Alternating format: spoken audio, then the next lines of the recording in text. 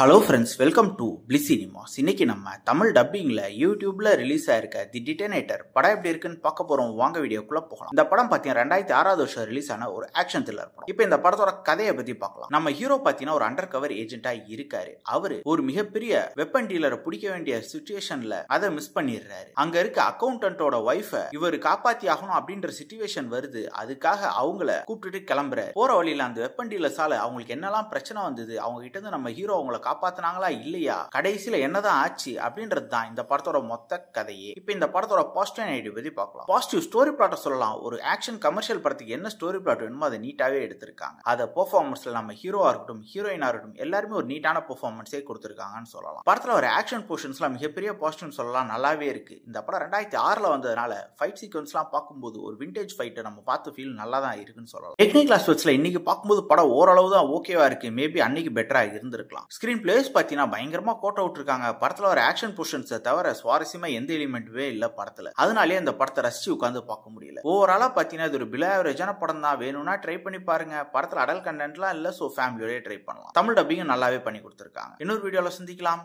Thank you.